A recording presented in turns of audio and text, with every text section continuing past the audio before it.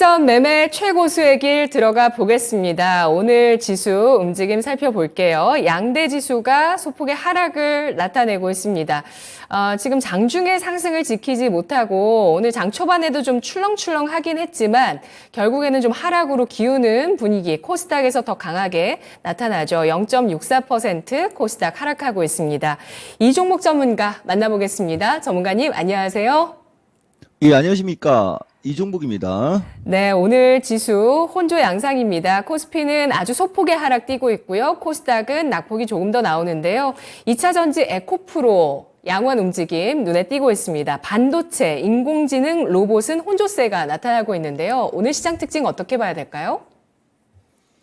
그렇죠. 예, 오늘까지 말이 반복되는 타이밍인데, 일단 해외 시장 혼조, 국내장도 혼조예요.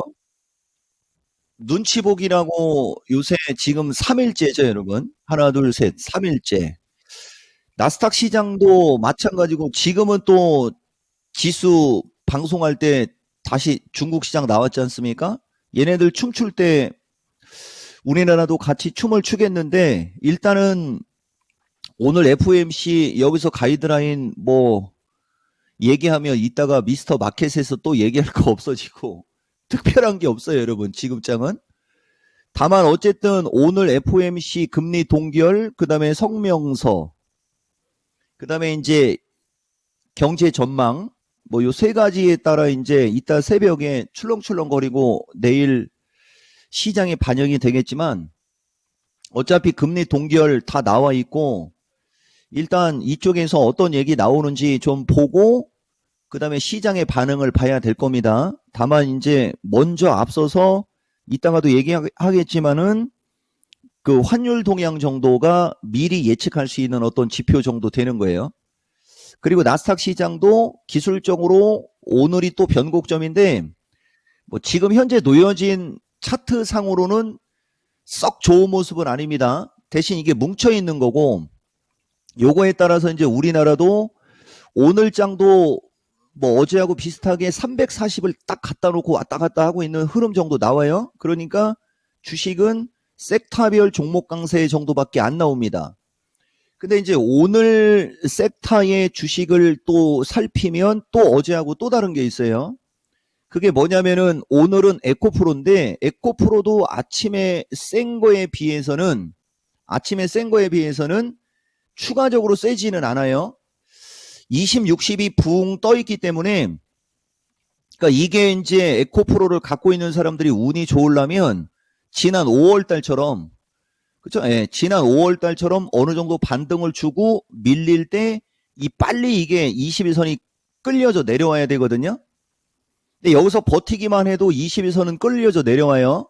그다음에 이제 61선이 위로 올라가기 때문에 요걸 가지고 지수 게임을 할 수 있어서 어쨌든 단이 높은 거가 상대적으로는 나쁘지는 않습니다. 다만 지금 현재 상태에서 놓고 봤을 때는 어쨌든 지금은 세게 치고 갈 수 있는 어떤 그림이 아닌 거, 요게 단점. 그 다음에 포스코도 마찬가지입니다. 기존 같았으면은 포스코 퓨처가 어느 정도 이렇게 움직임이 나오면 포스코가 따라가든지 막 이래야 되는데 포스코도 여기서 포스코는 포스코 홀딩스예요. 에코프로가 움직임이 양호하고 포스코 퓨처가 양호해도 기존처럼 빨리 못 따라가는 거. 얘는 최근에 한 3거래일 사이에 올라온 폭이 커서 그렇고 이제 요런 것이 이제 만약에 내일 FOMC 이후에 시장을 어느 정도 이끌어 주려면 포스코 홀딩스가 60만 원을 돌파하는 시세가 나오면서 갔을 때 지수도 어느 정도 받쳐주면서 종목들이 세게 따라갑니다. 근데 요건 가봐야 하는데 어쨌든 포스코 홀딩스 약보합, 포스코 퓨처 강보합. 포스코 퓨처의 특징은 121선 언저리까지 밀려 내려왔다는 특징. 그 다음에 역시 거래량이 기존처럼 세게 들어오지 않으니까 치지는 못하고 눈치 보기 정도, 요 정도. 그래서 먼저 올라가고 먼저 밀리고 가격 메리트가 있고 가격 메리트가 없고에 따라 오늘장 섹터별 종목 강세의 특징이 거기서 나와요. 그 다음에 반도체도 원래가 내가 주식 방송을 하기 때문에 웬만하면은 저런 쪽을 얘기를 안 하고 지금까지는 안 해왔는데 지금은 꼭 해야 돼요, 여러분. 어제도 얘기했듯이 오늘 반도체도 보면 LOT 바쿰이 오늘 장중에 급락이 나왔었어요. 이게 어제까지가 얼추 신고가에 있다 보니까 이렇게 신고가에 있는 주식은 지금은 아무리 좋아도 잘못하다간 이렇게 되고, 그 다음에 이제 반도체가 전체적으로 LOT 바쿰이라는 주식이 거의 급락이 나와버리니까 하방 경직성을 주던 주식들도 약간 영향을 받는 어떤 그런 흐름이 나오고 있는 거고요. 그 다음에 주성이는 반대죠. 3일 동안 먼저 흘러내리니까 지금은 지지권에서 하방 경직성이 양호하고, 그럼 공략은 주성이를 공략을 하는 거다라는 얘기는 했으니까요. 그 다음에 인공지능 로봇도 마찬가지예요. 이것도 추격 매수하면 안 됩니다. 먼저 움직임이 좋았던 것은 뉴로메카나 이런 종목들이었거든요. 아침에 붕 떠서 나오니까 여지없이 밀리죠. 이거는 지금 저점 분할 매수 권역에 왔다라는 얘기는 여러분들한테 해주는 거예요. 대신 이렇게 흐르거나 할 때 저점 분할 매수가 들어가야지 보고 있다가 올라갈 때 따라가면 물린다는 얘기 하는 겁니다. 종목들이. 그러니까 LOT 바큐처럼 신고가에 있는 주식이거나 아니면은 보고 있다가 아침에 떠서 나온 주식을 쫓아 들어가면 거의 물리고, 반대로 아침에 비리비리 나왔던 코난 테크놀로지는 오히려 지금 움직임이 양호하려고 하고 있고요. 이 특징은 뉴로메카가 급등을 할 때 코난 테크놀로지는 그만큼 못 따라갔고, 그 다음에 밀릴 때 같이 밀렸는데 코난이는 어쨌든 옆으로 횡보하는 상태에서 움직이고 있죠. 이 정도는 거래가 실리면 올라가는데 어쨌든 지금 특징을 얘기해주고 있는 거예요. 그리고 마지막으로 이제 이쪽은 얘기할까 말까 고민을 하다가 그래도 얘기를 하는 게 전문가의 사명이니까, 오늘 장 보면 루니서부터 이쪽도 되게 세게 빠집니다. 얘들의 특징은 뷰노는 먼저 빠지고 있었고요. 다 보면 꼭대기에서 밀려 내려오는 어떤 그런 패턴이죠. 마지막까지 버티었던 루니 또 세게 밀리고, 이러니까 이제 또 인공지능 기반형이나 아니면 제약주도 마찬가지입니다. 유한양행이 이렇게 6%씩 빠지는 주식이 아니거든요. 근데 어쨌든 신고가권, 최근 시장에서 신고가권에 있는 주식들은 이렇게 세게 밀리고 있는 게 특징이라는 거. 대신 유한양행 정도는 이제 61선이 밑에서 올라가고 있으니까 관심이 있는 사람들은 이제 지금처럼 이제 밀려 내려오는 타이밍에 어느 시점에서 매수 타이밍을 잡아야 되겠죠? 지금 장에 이런 특징이 있어요. 그래서 FOMC 눈치 보기에 지수는 어느 정도의 하방 경직성을 주는데, 그 하방 경직성을 주는 것은 오늘은 다른 날하고 달리 시가총액이 약간 어느 정도 되는 주식들이 흐름이 좋고, 그동안에 올라간 폭이 큰 주식들은 경계 매물이 나오면서 조정을 받는 게 특징이다. 이렇게 말씀드릴 수 있습니다. 네, 지수가 하방 경직성을 주는 가운데 받는 조정이긴 합니다만 많이 올라간 종목들은 이렇게 조심해야 하는 패턴들이 나타나고 있습니다. 그런 가운데 오늘자의 특징은 섹터별 종목 강세라고 해석을 해주셨고요. 우리 또 채팅창에서는 오늘 코스피가 약보합이지만 하락수가 많다. 양대 시장에서 하락수가 많다는 부분에 대해서 또 많이들 걱정을 하시는데요. 자, 그렇기 때문에 또 이 포트폴리오 구성과 압축된 매매가 중요할 텐데 오늘 전략은 어떻게 세우는 게 좋을까요? 종합은 아마 어제하고 비슷할 거예요. 대신 이제 내가 누차 얘기하지만 우리나라 자체적으로는 지금도 하방 경직성이 좋고 그런데, 그렇죠. 이제 중국이에요. 어제도 마찬가지고 오늘도 마찬가지인데 일단 미국 사람들도 마찬가지예요, 여러분. 일단은 이게 말이 안 되는 거예요, 이게. 내가 해외 선물 방송을 안 하고 주식 방송을 하는 결정적인 이유 중에 하나인데, 변동성은 오지게 나오고 원래 이게 추세적으로 움직여야 되는데, 어제 나스닥 시장도 보면 지표가 긍정으로 나와갖고 처음에는 확 밀었다가 다시 거의 다 땡겼다가 변동성이 좀 나오죠.